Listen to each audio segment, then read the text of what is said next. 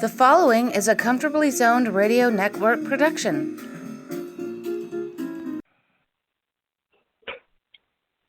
Thank you, Tally Olson. I am back. You are comfortably zoned with me, the Zig Zag Man, in Alameda, California, right across the bay from San Francisco and across the moat from Oakland. I am here talking to my literary hero, and I mean that without qualification.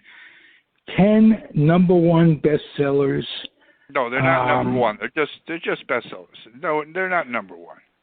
No. Okay, that's how I read it. But No. 10 bestsellers, New York Times list. Yeah. It's been a good run, any way you look at it.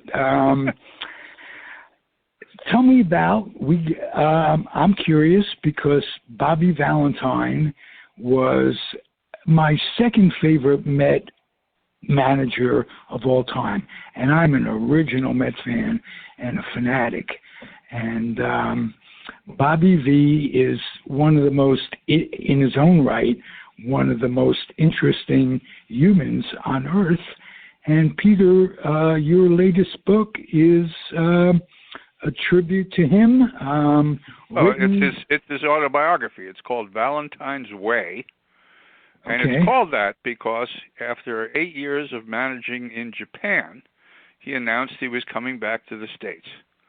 And one of the streets near the ballpark, they named Valentine's Way. I thought, how fitting. I mean, that's amazing. That's how much they loved him in Japan. 100,000 people signed a petition asking Bobby not to leave. Whoa. I know. What precipitated his leaving? Was he just getting on to other things? Well, and the thing that I find so interesting about managing, about being a manager, is the interaction with the front office. I mean, it's when he was with Texas, Grieve was the general manager, and the two of them were like brothers. And they worked together, and they managed to take a team that had not been terribly good and make it into something that was terrific because they worked so well together.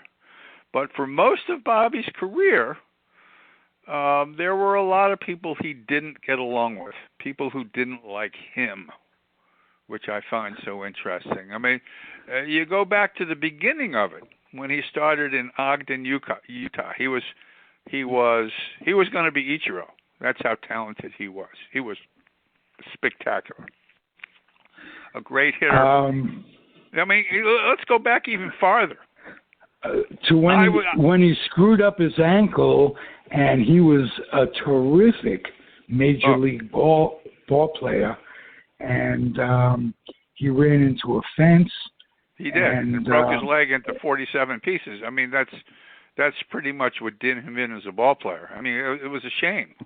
It was an absolute shame. He was supposed to be a shortstop, and his manager that day asked him to play center field. The manager, who was the Yankee center fielder in the 70s? Mickey Rivers. The manager did not like. It was Bill Verdon. No, Bill Verdon. It wasn't. And on the Angels, it was Mickey Rivers. Mickey Rivers was a center fielder, and the manager of the Angels didn't like Mickey because he thought he walked slowly, and he just didn't like the way Mickey, played ball. So he put Bobby in center field that day. Bobby was going to be the Angels' shortstop. He was a shortstop more than anything else. And on that day, guy hits a fly ball, and Bobby runs into the mesh of the fence and catches his spikes in there and breaks his leg in 47 places, and pretty well, ruins what should have been a Hall of Fame baseball career. It was a shame, and so I don't know. I don't even know where to start. I mean, we talked for 40 hours about his life. I mean, such well. Let me lead you a little. Sure. Start at the beginning. Let's go off the cuff. All right. Well, I just want to ask, what's the most interesting? Forget that. Before you leave, okay. Let me just tell you, when I was when I grew up in Stamford, Connecticut, all right, I went to see Rippleham High School play a baseball game. And the shortstop for the Rippleham High School that day was in the 9th friggin' grade. I mean, that doesn't have, I mean, if you're a junior, you're doing well to be playing on the varsity in these high schools. This kid was a 9th friggin' grader, and it was Valentine. And he was absolutely, I did. Wow. We both grew up in Stanford, and he was spectacular. And I saw him play football. I went to a Rippleham High School against Stanford High School game one Thanksgiving. It was the Thanksgiving period. And he scored 5 touchdowns against Stanford High School. The guy was absolutely stunning. And the funny thing was, you know, the thing about Facebook, which I just love so much, you have, you know, wonderful, wonderful conversations with people. And this fella contacted me. He lives in Italy. And we went on Skype, and we had a great conversation because he loves baseball, and he was just wonderful. And, you know, he said to me, you know, Bobby Valentine is a very close friend of mine. I said, no kidding. He said, yeah, he's in Italy. The guy's in Italy. I said to him, would you call Bobby and see if he'd be willing to do a book with me? Salvatore. Whoa. And by gosh, that's how it happened. On Facebook. That's the most amazing thing. Well, absolutely amazing. Yeah. It happened with me with Peter Golenbock and my podcast show. Well, okay. Facebook is directly responsible for all of this. The podcast show led to the book, my book that I wrote, and Facebook is, with all its faults, and there are many, and they're obvious. There is nothing to replace my talking with my second grade buddy, Marty Rose, who I grew up with, and talking to him every day. Sure. I talk to Marty a lot too. He's a Facebook friend of mine as well. I know. Right, and when one thinks about it, we'd have to save up money for long distance calls to our friends. Save up money, but we've been on 45 minutes. That's going to cost $12 or whatever. And not only that, you can write messages. I mean, it's a godsend for someone who has reached, like you and I, you know, have reached a point where we're just looking back a lot. You know, nothing wrong with that. And you're one to look forward. Yeah, I'm not a look back. No, you're not. Nah. But, and I asked you once, have you ever considered an autobiography? And your I gave you the answer. Yeah, I consider it. Not on your life.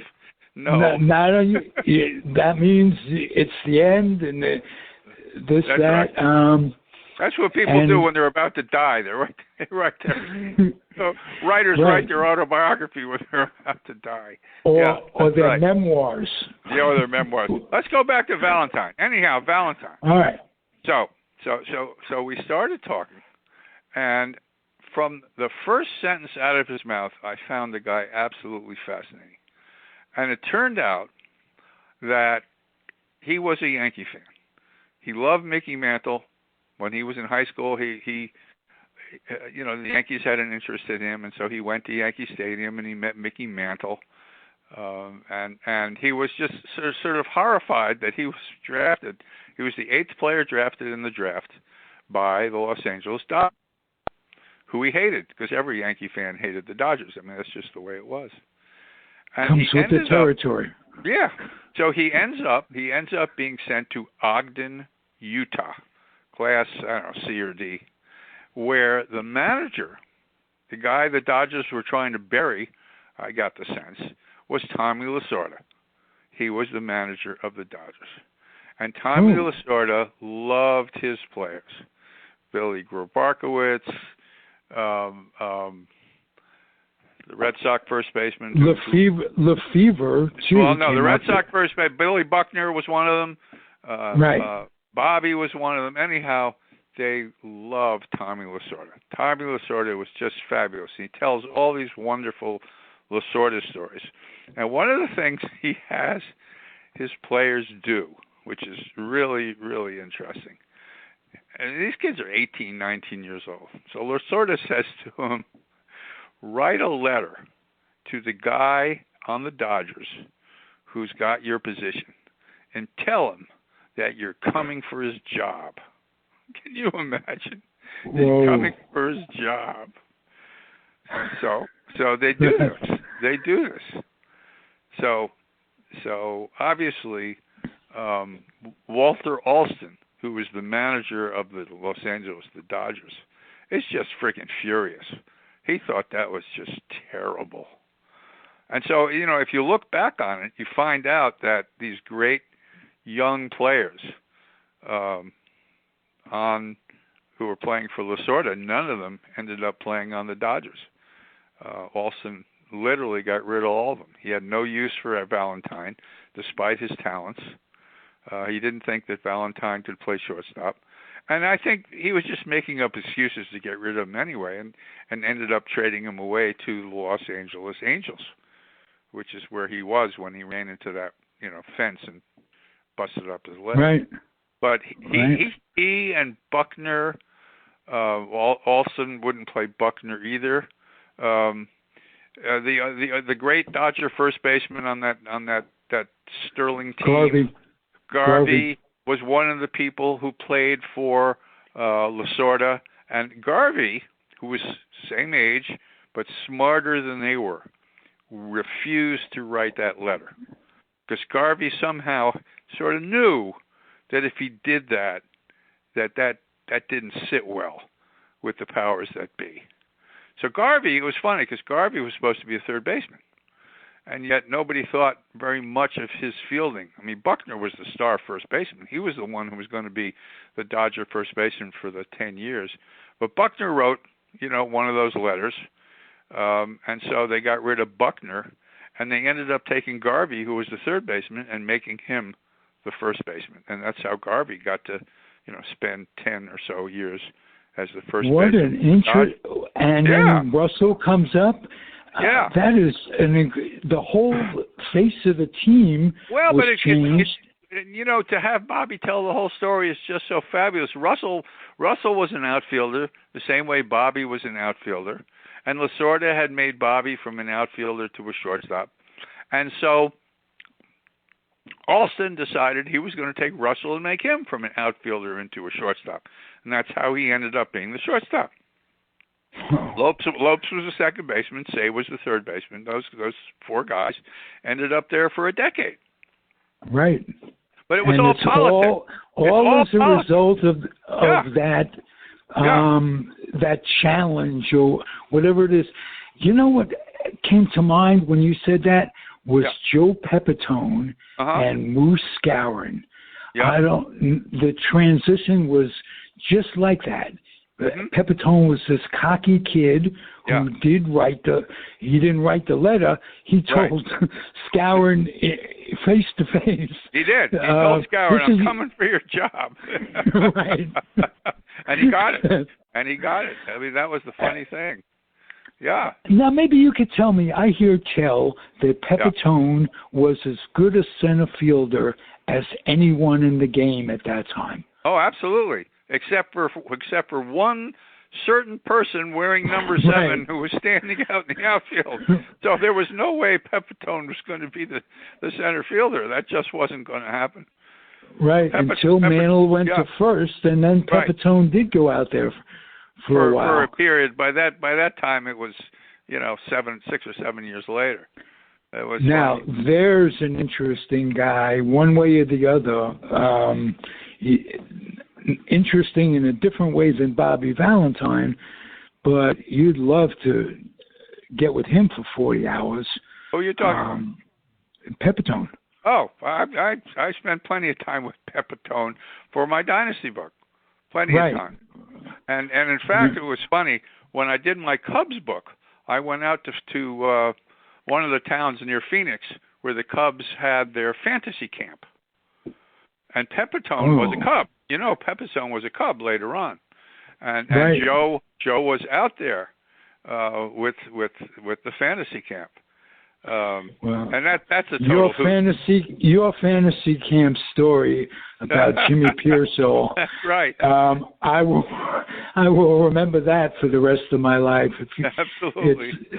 It's just, you talk about a guy who really lived up to his reputation as being crackers. Yeah, and he was. He was. He was a fine ball player. He was a fine ball player, but he, I don't know whether he was manic depressive, but he certainly had a screw loose. You know, when he hits his 100th home run and runs the bases running backwards, you know, which really annoyed Casey. And Casey decided there's only going to be one clown on this team, and it's going to be me. And he got rid of him about 5 days later. Yeah. Right. Back to Valentine. Back to Valentine, right? Yeah. I'll ask a question. What's the one thing that you found out about Bobby Valentine from your 40 hours that surprised you, or that you didn't know about, and you went, "Whoa"? Well, it's the same thing that always surprises me whenever I interview anybody. Because, you know, you have no idea. I mean, you start to interview people. Do they remember things? Can they tell a story? Do they speak English? I mean, you got all sorts of questions. Right. Because you really haven't, you know, had much opportunity to do much but have conversations with these people. And I discovered very quickly that Bobby has a steel trap mind. He's a brilliant, brilliant guy. He's innovative. I mean, he was one of the very, very, very first people using analytics back before anybody else was using analytics. Yeah, he and Tom Grieve were doing brilliant things with the Texas Rangers along those lines. You know, the guy used computers. I mean, the other one was Davey Johnson. Davey was another one who used computers, if you remember, when he was the Mets manager. But Bobby was a computer guy too, and he was a guy who was looking for every single advantage, which is fantastic. You know, how did it end up? Because he was successful as a Met manager. Absolutely. That he no longer is, and I'm telling you, it's been like 25 years of hell since then for a Met fan. Right. How did he come to not be a Met manager? Well, it's very simple. I mean, the general manager and the manager have to get along, and very rarely do they. I mean, that's the funny thing. And you know, Bobby and the Mets general manager for the last 2-3 years kept, you know, banging heads. I mean, there was a point where they fired Bobby's entire coaching staff, sort of as a message to him. And basically they said to him, you better take your team to the World Series in 2000 or you're fired, is what they said to him. You know, this is also very, very interesting. I mean, as a reader of baseball stuff, I really want to know what's going on behind the scenes. And that's what I do. I try to find out as much as I possibly can from these people I'm talking to, you know, what went on in their lives. And Bobby, you know, was so wonderful. And I said to him, and he said to me, and I said to him, and he said to me. And the conversations was just riveting. Absolutely riveting. And he remembers stuff. Oh, yeah. Oh, yeah. Heavens, yeah. I mean, there's certain people in my life who I did a book with Bobby Allison, the stock car driver. And when I did I thought that you were book, going to say the outfielder with the Washington Senators. No, this is the stock. This is the Bobby Allison, the stock car driver. Gotcha. And I wanted to do it. He was, I think, at the time, the third winningest behind Dale Earnhardt and Richard Petty. I think he was the third, may have been the third winningest stock car driver of the time, with something like 75 wins.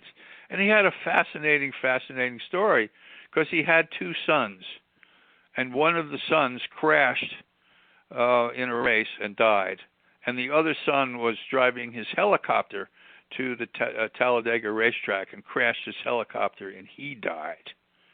Oh. And then Bobby and his wife divorced, and then when one of Richard Petty's relatives died in a car crash, Bobby and his wife rode together to the funeral, and they remarried. I mean, it's just an amazing story. But while I was doing that book, I was interviewing other Allisons, because I had been told that Bobby had been in a crash and that he really didn't remember anything. And I started interviewing him, and he was absolutely friggin' as sharp as a friggin' tack. And I must have interviewed him for 20 hours. And every story he told was absolutely spectacular. And Valentine's the same way. I mean, there are just certain people who are great storytellers. And I had so much fun with Bobby Allison, and I had so much fun with Bobby. I mean, Did you have an interest in stock car driving before Bobby Allison? One day, back in the 1990s, somebody called me up on the phone and said, I want you to do a book on NASCAR. And I said, well, I don't really know very much about NASCAR, but I know Richard Petty, but I don't know much more than that. And the guy said, I'll give you $100,000 if you'll write the book. And I said, let me sharpen up my pencil here. Yes, I think I can do this. I said, I think I can do this. I just learned a lot about NASCAR. Money talks. But you know the funny thing about that?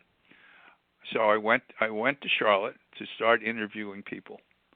And the first guy I went to see was part of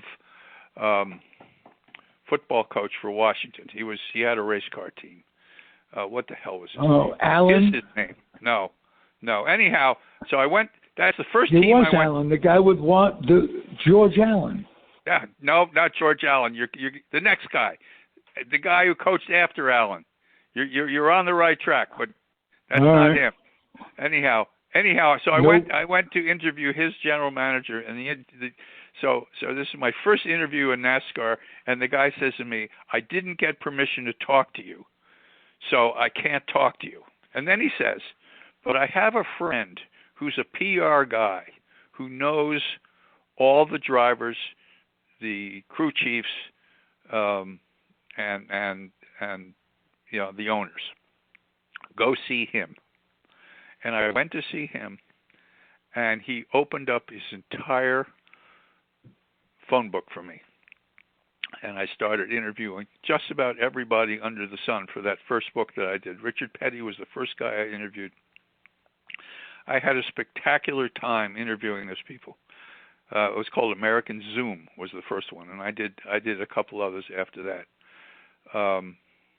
But I mean, it's funny the way things work out.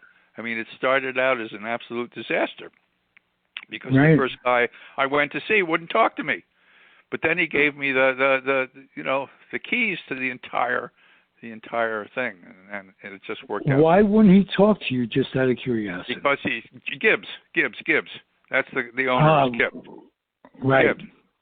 See, because Gibbs, he hadn't gotten permission from Gibbs to talk to me, and these people, don't want to get fired. Right. He was concerned that if he talked to me, and Gibbs, hated the idea, something bad would happen to him, and so he protecting his own job said, I would love to talk to you, but I can't talk to you. But here's a guy who who's in PR, who knows where everybody is, and go talk to him. Wow. And it turned out to be magnificent. I spent the next 6 or 7 years writing books about NASCAR, and it was just wonderful. I loved the whole sport. I loved all the people. It was just great. What did you learn about NASCAR that surprised you? That it's interesting as hell. That is just interesting as hell that these people, they're athletes like other athletes, and they're competing the way, baseball players, football players, hockey players compete. They all have personalities. They're all different. They're all interesting. And I had an opportunity to interview most of the greatest players of the history of the sport. Oh. Yeah. You have a blessed life. You Mr. bet your life Golenbock. I do. You're not kidding. Yeah. You are Walter Mitty wrapped up in a sweet package. Wendy notwithstanding, you have a great life. You're living it, my friend. Hey, would you continue to come back? I'm sure you will. It's been sure. 5 or 6 years now. Happy to. This book, Valentine's Way, is coming out November 30th. You can order them in advance from Amazon. Okay. I'm telling you, if you want to know what's going on inside baseball teams, it's so interesting. He was so. Well, I'll take my last question for last. Okay. Which is coincidentally my last question. It is, how did Bobby V get into politics, and what was behind that? Well, he was. He's running for the mayor. He's mayor of Stamford. He's running for. The election is November 2nd. He was athletic director at a local college, and there's a lot of politics in that. I don't really know the answers to that, but I bet he'd be he's bright guy, cares about people. I bet he'd be a terrific mayor. I bet you anything. Well, looking I wish he was this was the 25th year of Bobby V as the Mets manager. I know it. They made a big mistake when they let him go. Right. I'm glad Aaron Boone, not because Aaron Boone is so qualified. I'm a believer in whether he is or not. I'm a believer in continuity, and I am too. Sure. In keeping things not just the same on a track, a moving track. Well, that's the Yankee story. The Yankee story is very interesting. The Yankee story, they haven't won in many years. I mean, it's been a while. They won one World Series in 20 years, something like that. And the Mets story is equally sort of glum. Yes. They have a new owner, and the new owner is trying to figure out what he can do to get a general manager who could then get a manager who could put together a team that will win. And Brian Sabian is in their sights, and he wants it. And with him will come Bochy. Okay. And I think that would be great for the Mets. I think it would be. The other thing that other teams are doing right now, nobody ever talks about the Tampa Bay Rays because they're here in St. Petersburg and nobody pays any attention to them whatsoever. However, the Los Angeles Dodgers are run by a former Tampa Bay Ray executive, Andrew Friedman. The Houston team is run by a former Tampa Bay Ray executive. Is that Shlomo? No, that's not his name, I don't think. Okay. It's a short name.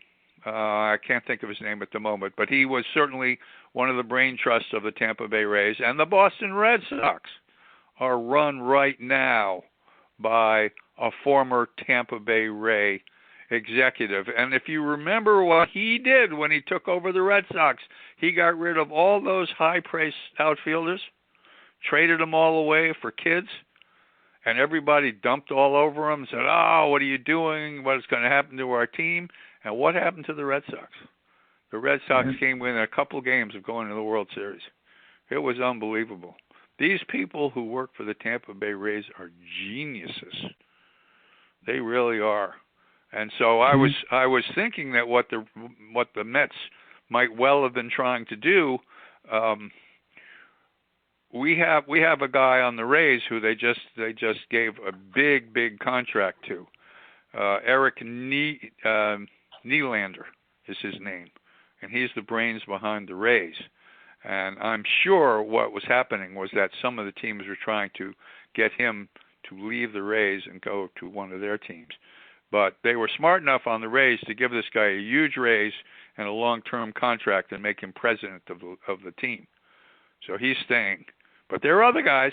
There are other guys out there, on the Rays payroll who, they're just so brilliant. Okay. Well, year after year, like the A's, they're consistently contenders with very little financing. I know. So, the Rays, I think, have the fourth best record over the last 10 years, something like that. Behind the big A's can't. And the A's can't be far behind. Well, the A's, the A's, the problem with the A's is they can't get to the postseason.